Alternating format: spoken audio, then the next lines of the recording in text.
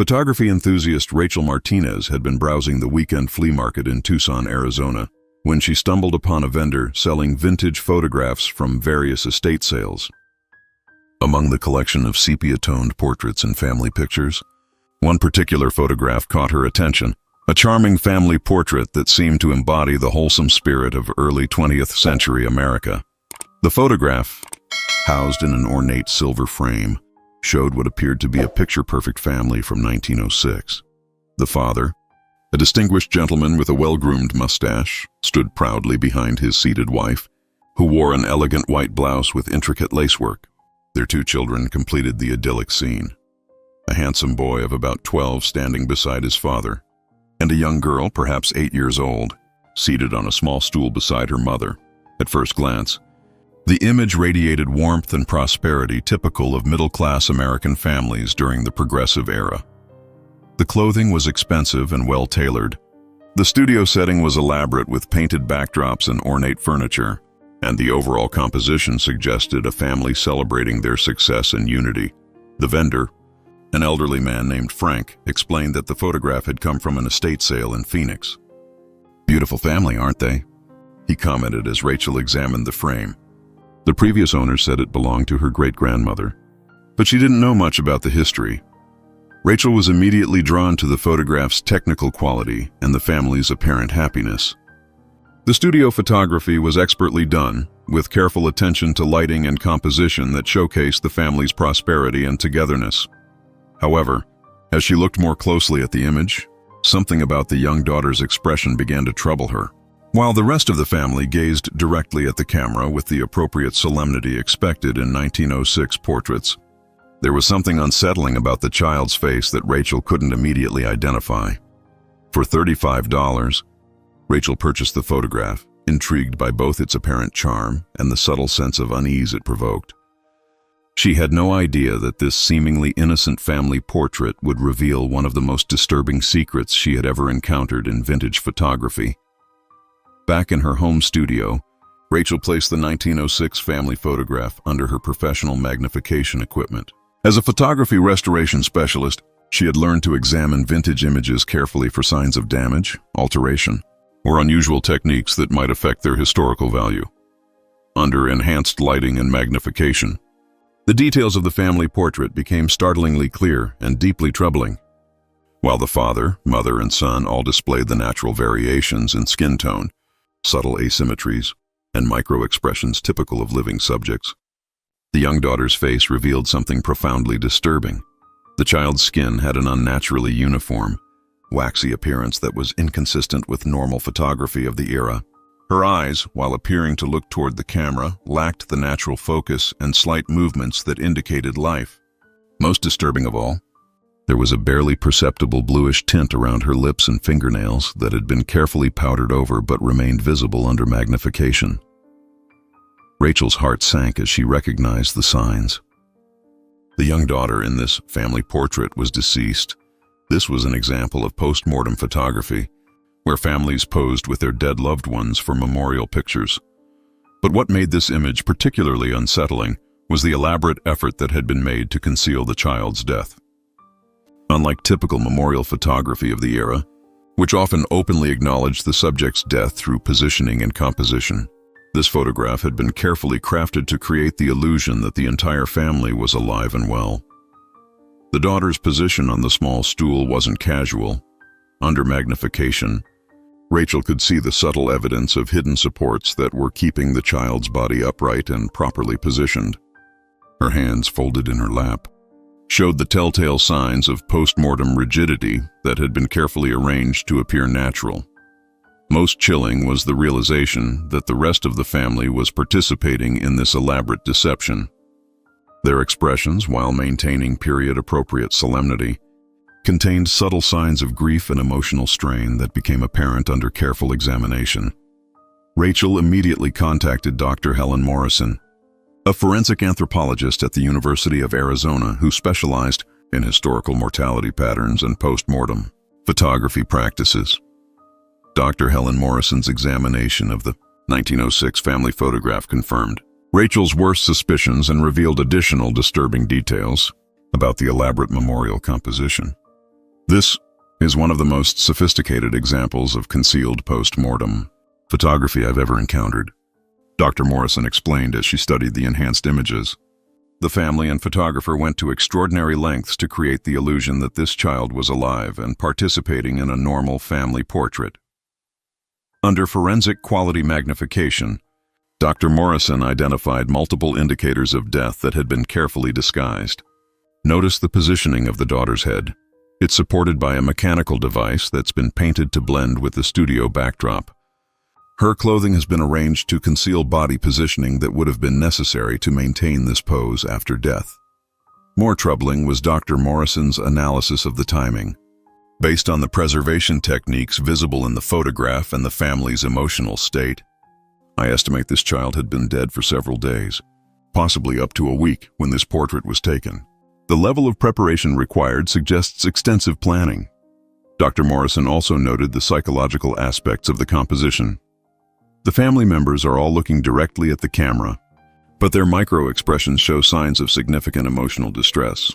The mother's hand positioning suggests she's gripping the arm of her chair to maintain composure, and the father's stance indicates considerable tension. Most significantly, Dr. Morrison identified evidence that this wasn't the family's first attempt at this type of memorial. The technical sophistication and the family's apparent familiarity with the process suggests they may have commissioned similar portraits before. This could indicate a pattern of child mortality in the family that they were attempting to memorialize while maintaining social appearances. Dr. Morrison recommended researching the family's identity to understand the circumstances that led to such an elaborate and deceptive memorial photograph. The effort and expense involved in creating this illusion suggests this family had both significant resources and compelling reasons to present their daughter as alive, rather than acknowledging her death publicly. Rachel's search for the family's identity began with the photographer's mark visible on the original frame. Hartwell Studios, Phoenix, Arizona, Portraits of Distinction. Research at the Arizona Historical Society revealed that Hartwell Studios had operated from 1902 to 1920, serving Phoenix's wealthy elite during the territorial and early statehood periods. The studio's appointment ledgers, preserved in the Society's archives, contained an entry that matched the photograph's time frame. December 15, 1906. Morrison Family Portrait, Special Memorial Commission. Private session after hours. Fee, $75. Premium discretionary rate. The notation, Special Memorial Commission, confirmed the photograph's post-mortem nature, while the premium fee indicated the extraordinary measures required. Cross-referencing with Phoenix City directories, Rachel identified the Morrison family, Robert Morrison, age 44, listed as a territorial judge, his wife Catherine, age 39, son Michael, age 12, and daughter Sarah, age 8. However, the 1906 Phoenix City directory listed only 3 Morrison family members, with no mention of daughter Sarah. This discrepancy led Rachel to examine Phoenix territorial death certificates, where she made a shocking discovery. Sarah Morrison had died on December 8, 1906, exactly 1 week before the family portrait was taken.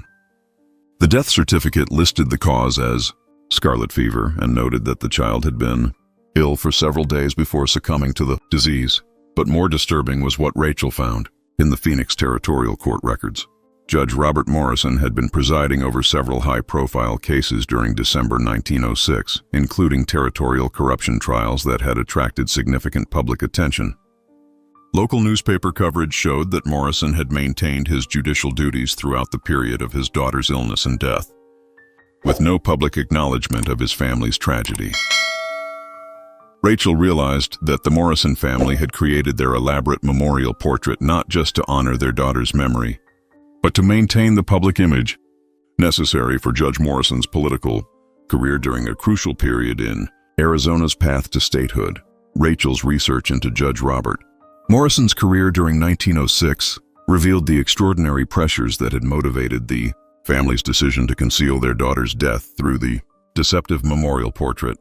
Territorial court records showed that Morrison had been appointed to oversee several critical cases that would influence Arizona's bid for statehood, including corruption trials involving territorial officials and land fraud investigations that had national implications. Newspaper coverage from the Phoenix Republican indicated that Morrison's judicial decisions during this period were being closely watched by federal officials in Washington.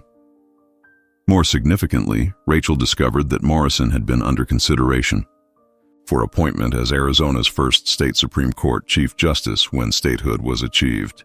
Personal correspondence found in the Morrison family papers, donated to Arizona State University, revealed the immense pressure he felt to maintain his professional reputation during this crucial period. A letter from Morrison to his brother in Tallahassee, California, dated December 10, 1906, 2 days after Sarah's death, revealed his agonizing dilemma. Sarah passed yesterday after a brief but severe illness. Catherine is devastated, and young Michael cannot understand why his sister will not wake up. However, I am in the midst of the most important trials of my career, with federal officials evaluating my fitness for higher judicial appointment. I cannot afford any appearance of personal distraction or family instability during these proceedings. The letter continued with Morrison's justification for concealing his daughter's death.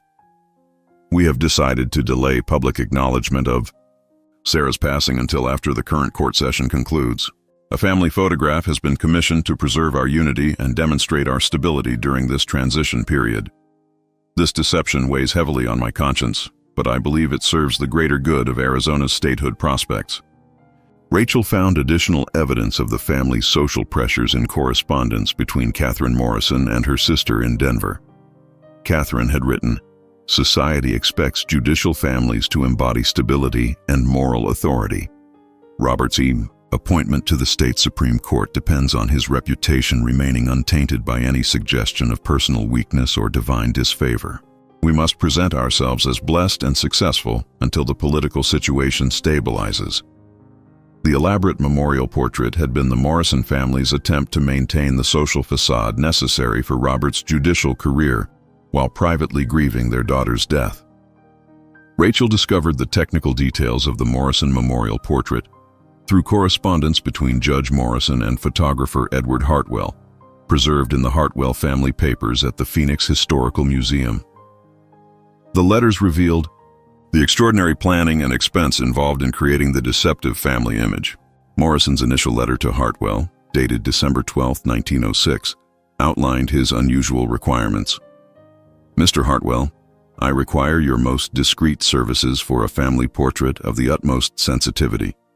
My daughter Sarah has recently passed, but I need a family photograph that presents all 4 family members in apparent good health and happiness. I understand you have experience with memorial photography, but this commission requires the highest level of artistic deception." Hartwell's response revealed both his technical expertise and ethical concerns.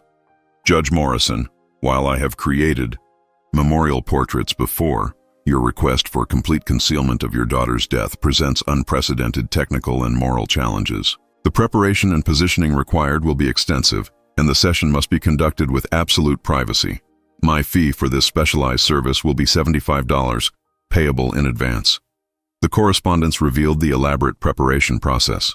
Hartwell had worked with Phoenix's most skilled mortician, James Whitfield, to prepare Sarah's body for the lengthy photography session. Whitfield's business records, found in the Territorial Archives, detailed the extraordinary measures taken. Subject required extensive cosmetic restoration to achieve lifelike appearance. Special attention paid to skin tone, eye appearance, and lip coloration. Mechanical support system constructed to maintain natural seated posture during extended photographic exposure. Hartwell's technical notes describe the photography challenges. Session required multiple lighting adjustments to achieve uniform illumination across living and deceased subjects. Subject S. Positioned using concealed support framework painted to match studio backdrop. Extensive makeup and positioning work required to create illusion of natural family interaction. Most revealing was Hartwell's personal assessment of the commission, found in his diary, December 15, 1906. Completed the Morrison family memorial today. Never before have I been asked to create such complete deception regarding a subject's death. The technical execution was flawless, but the emotional cost to the family was evident throughout the session. Judge Morrison maintained judicial composure, but Mrs. Morrison wept silently while posing with her deceased daughter. The photographer's final invoice showed additional charges for discretionary services and materials that brought the total cost to nearly $100, equivalent to several $1,000s in today's currency. Rachel consulted with Dr. Michael Santos, a psychologist specializing in historical trauma and grief studies, to understand the psychological impact of the Morrison family's decision to pose with their deceased daughter while concealing her death from the public. The Morrison family was experiencing what we now understand as disenfranchised grief, Dr. Santos explained after reviewing the family correspondence and photographic evidence. They couldn't publicly acknowledge their loss due to social and political pressures, which forced them to process their grief in private while maintaining a public facade of normalcy.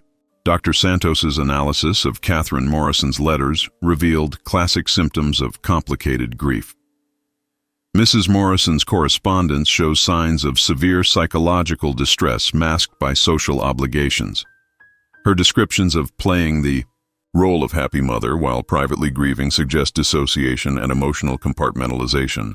The psychological impact on 12-year-old Michael Morrison was particularly concerning.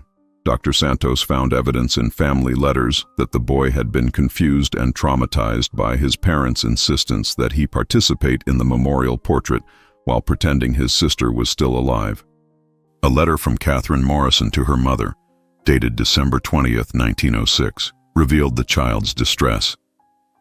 Michael continues to ask when Sarah will wake up and why she felt so cold during the photograph session. We have told him that Sarah was simply sleeping, but he becomes agitated whenever we discuss the portrait.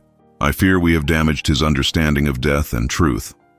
Dr. Santos identified the memorial portrait as a form of frozen grief that prevented the family from processing their loss normally. By creating the illusion that Sarah was still alive, the family delayed their grief process and created psychological complications that would affect them for years. The psychologist's research into the Morrison family's later life revealed long-term consequences of their decision. Michael Morrison had struggled with anxiety and depression throughout his adolescence, while Judge Morrison had developed what contemporary accounts described as melancholic episodes that affected his judicial performance. The deceptive memorial portrait created a psychological burden that the family carried for the rest of their lives, Dr. Santos concluded.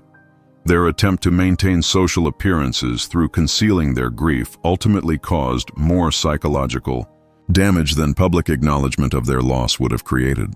Rachel's research into what happened after the Morrison memorial portrait revealed how the family's secret had ultimately been exposed, leading to both personal consequences and broader social implications. In January 1907, just weeks after the portrait was taken, the Morrison family's deception began to unravel. Sarah's death had been discovered by federal officials conducting background investigations for Judge Morrison's potential appointment to the state Supreme Court. A confidential report from federal investigator Charles Hampton, found in the National Archives, detailed the discovery. Investigation into Judge Morrison's fitness for appointment reveals significant concerns regarding his concealment of family tragedy during crucial judicial proceedings. Subject failed to disclose daughter's death while presiding over cases of territorial importance, raising questions about judgment and integrity. The revelation had devastating consequences for Morrison's career. Newspaper coverage from the Phoenix Republican in February 1907 reported, Territorial Judge Robert Morrison has withdrawn his name from consideration for state Supreme Court appointment following disclosure of family circumstances that federal officials deemed incompatible with judicial integrity. But the personal costs were even higher. Catherine Morrison's diary, discovered during the family's estate sale in 1943, revealed the ongoing psychological trauma. The portrait haunts our home. Every time I see Sarah's face in that photograph, I am reminded of the terrible day we posed with her body while pretending she was alive. Robert insists we did what was necessary for his career, but I believe we dishonored our daughter's memory for worldly ambitions. Michael Morrison, the surviving son, had carried the trauma throughout his life. In a letter to his own son written in 1945, found among family papers, he described the lasting impact. Your grandfather forced me to pose in a photograph with my dead sister while pretending she was asleep.